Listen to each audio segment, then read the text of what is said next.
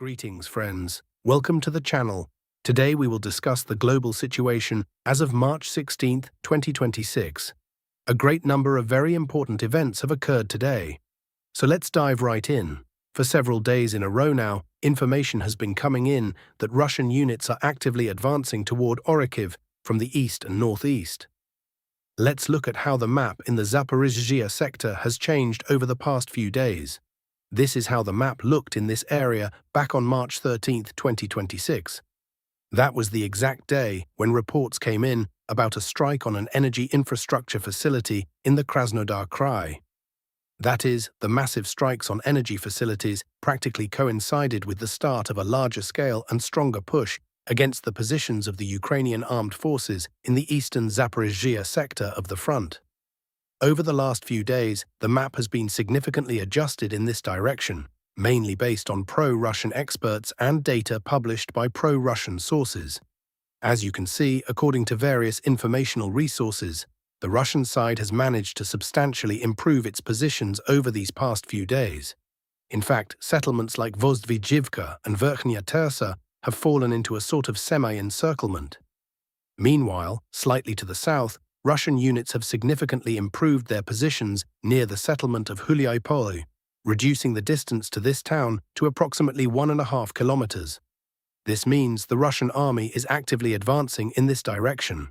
Strikes are also regularly carried out against energy infrastructure facilities and warehouses of the Ukrainian armed forces located in the southern part of the city of Zaporizhzhia. In this footage, we can see strikes on one of these facilities. This specific site was hit. Here, as we can see, there are some warehouses located. Perhaps these warehouses— oh, there's even a small substation here. Yes, we can easily see it from satellite imagery. Essentially, all these strikes are part of a single, broader, larger picture, which is the beginning of a more massive spring Zaporizhzhia offensive. Speaking of the North Zaporizhzhia direction, the frontline sector north of Uspanivka, for the last 5 or 6 days, I believe, we haven't received any information at all about further attempts by the Ukrainian armed forces to counterattack or advance in this area. It is possible that the Ukrainian side is currently regrouping, or perhaps Ukraine has generally achieved some of its minimum goals and objectives and is now revising the overall plans for the Zaporizhzhia offensive. Or perhaps the start of the Russian eastern Zaporizhzhia push has definitively shifted the goals and objectives of the Ukrainian army. At the moment, the Ukrainian side is trying to fortify its positions in the area of Orikhiv and Preobrazhenka in order to slow down the advance of Russian units. So, little by little, we are being drawn into the Zaporizhzhia offensive here. The Russian side is not changing its plans. This was also confirmed today by the Commander-in-Chief of the Armed Forces of Ukraine, Zelensky. He confirmed it and stated that today the highest priority direction for the Russian army is the Zaporizhzhia direction. It is in this sector that the largest number of units, equipment and personnel of the Russian armed forces are currently recorded. Zelensky also notes that the Russian side's objective at this stage is perhaps not so much to literally reach the Dnipro, the bank of the Dnipro River, its eastern bank, but rather to get within range for more massive artillery strikes, so that artillery can comfortably reach the city of Zaporizhzhia. This is exactly what we discussed earlier, creating a situation where local authorities will likely be forced to announce the full evacuation of Zaporizhzhia, one of the most powerful and largest cities used in Ukraine's military industry. Information is also coming in that overnight, the Russian side carried out massive strikes on Ukrainian territory using hundreds of drones. Today, since early morning, Ukrainian sources claim that on the night of March 16th, the Russian side deployed 201 drones for strikes against targets in Ukraine. Since early morning, a large number of videos and photos dedicated to this strike have been published. One of the key features is that, according to open-source information, the Russian Federation has for the first time deployed a new generation of Lancet drones utilizing, let's say, artificial intelligence. The main difference between these AI-enabled drones and previous versions of the Lancets, and basically any previous drone versions produced by Russia, lies in their autonomy. The essence of this autonomy is that these drones do not need to maintain contact with the territory of the Russian Federation or a command center. They clearly understand on their own what they need to do. the Ukrainian side states that a swarm-type drone strike method was used. That is, several drones hovered over Kyiv simultaneously, formed a single network, and autonomously, without a connection to a center, searched for targets, processed them, and made decisions on whether or not to strike a particular military infrastructure object. This is actually a major technological leap in the conflict on the territory of Ukraine, because right now, the presence of communication itself, or rather, the influence and importance of communication still remains at a fairly high level. But overall, technologies and military solutions are emerging that allow strikes to be carried out even with or without communication between units, drones, and command centers. There is also information that during the night and early morning, strikes were carried out on settlements such as Kharkiv. This footage was published from the Kharkiv area. We can see a drone strike, an explosion, and rising smoke. Strikes were also carried out on the settlement of Sumy. In this footage, we see a drone strike, and in fact, this morning's strike executed by the Russian Federation has several important distinctive features. First, let's start with the fact that between massive strikes, when missiles and hundreds of drones are used, the Russian side usually carries out regular daily strikes. But when carrying out regular daily strikes, the Russian side typically uses approximately 90 to 140 drones. Today we see that the Russian side deployed 211 drones, which is atypical for the series of strikes that have been carried out roughly from September to the end of August 2025. So, we need to observe over the next few days how many drones will be used tomorrow, but there is a high probability that in the near future, the Russian side plans to increase the number of drones used for strikes on Ukrainian territory from 90 or 140 up to, say, 190, 230 per day. This, in turn, possibly indicates that the massive strikes, which are carried out once every 10 days, will also take on a larger scale. Usually, massive strikes involve around 500 drones and missiles combined. It is possible the Russian side plans to increase the number of carriers. And another very important point is that the strike, as we can see, is being carried out in the daytime. This is an important distinguishing feature. The fact is that the Russian side mostly, and objective control footage is most often published then, carries out strikes at nighttime, when it is dark, etc. If we talk about this shift, it is most likely primarily due to the fact that the Ukrainian side regularly carries out strikes practically 24/7. Even if we look at and track the reports of the Ministry of Defense, from 2 p.m. to 8 p.m., which is basically the most active part of the day, 114 drones were shot down, 73 over Bryansk, 18 over the Moscow region. Thus, it seems the Russian side will also mirror the Ukrainian strikes and generally spread all strikes out, not limiting them to nighttime, but possibly extending them to daytime, roughly from 11 a.m. to 8 p.m. again. Next, we move to the Dobropilya direction. There are minor adjustments here, and we have already almost completely colored the settlement of Hryshyn in red. Only a small block of this small village remains.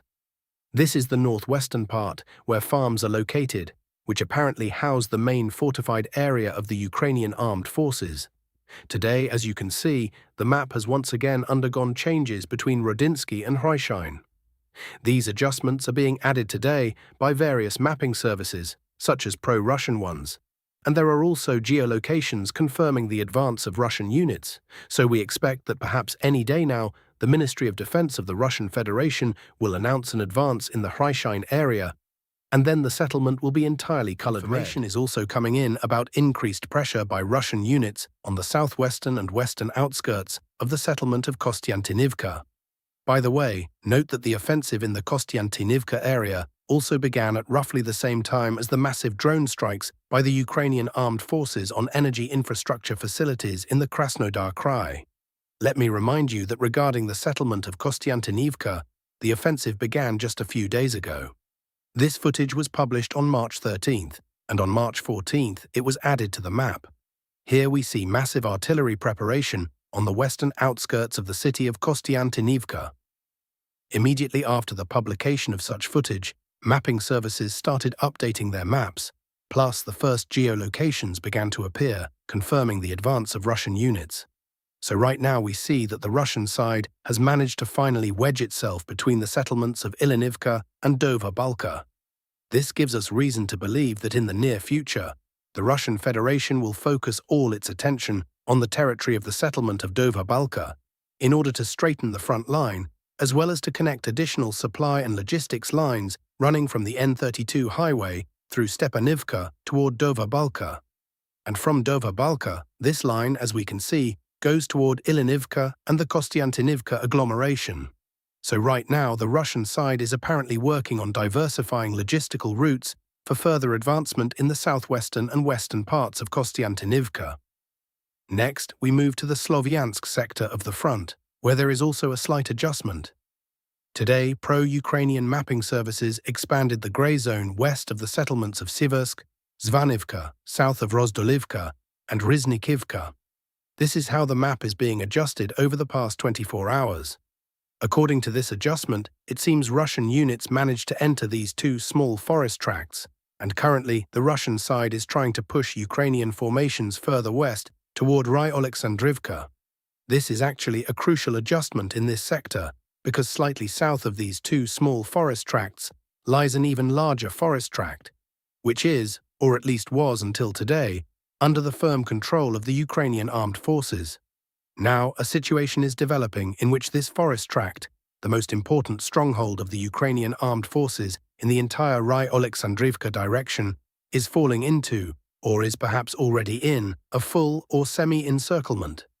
The loss of these two forest tracts could lead to the Ukrainian army being forced to retreat from this forest tract toward Ry-Oleksandrivka in order to straighten the front line and prevent the encirclement of its units. No changes on the northern sectors of the front. Video materials of FPV drone strikes on the positions of the Ukrainian armed forces along the border are being published. However, there is no information about adjustments along the front line. In the Middle East, a massive crisis is unfolding that risks escalating into a global confrontation. Despite massive American strikes on Iranian military infrastructure, a critical spike in oil prices has so far been avoided thanks to the tapping of strategic reserves by Washington and Tokyo. However, American reserves are depleted to historic lows, and the market situation is exacerbated by the complete blockade of the Strait of Hormuz, where commercial vessels are regularly destroyed, and by the halt of oil exports from southern Iraq. Under these difficult conditions, the United States is strictly demanding help from its NATO allies in unblocking the strait, threatening to cut off support for the alliance otherwise. Nevertheless, European leaders are responding with a categorical refusal. They state bluntly that if the mighty American fleet cannot handle the task, then the few European ships are even more powerless there. And the American aircraft carrier strike groups are indeed currently tied down in their actions. One of the aircraft carriers is essentially stuck in the Red Sea due to the extremely high threat of being hit by hypersonic missiles from the Yemeni Houthis. The second aircraft carrier was forced to retreat to the shores of Oman to serve as an air defense system and protect local oil infrastructure from constant Iranian strikes. Realizing the complexity of the situation at sea, Washington began redeploying its expeditionary force from Asia to the Middle East to prepare for a possible ground operation to capture Iranian islands. However, China immediately took advantage of this outflow of American forces. The Chinese military launched massive military exercises, effectively placing Taiwan under a complete air and naval blockade. Against the backdrop of all these events, a deep diplomatic deadlock is brewing. A planned meeting between the American and Chinese leaders is under threat of cancellation. Beijing stubbornly ignores Washington's calls to help unblock the Persian Gulf, while the United States, in turn, is pressuring China by preparing a record-breaking deal to sell modern missile systems to Taiwan. The global situation is heating up, and the picture could change dramatically in the coming days. And this is how March 16, 2026 is progressing today. But by all appearances, by the end of the week, the picture across the entire globe could change significantly. And that is all, dear friends. Thank you for watching, subscribe to the channel, leave your likes, and all the best to you.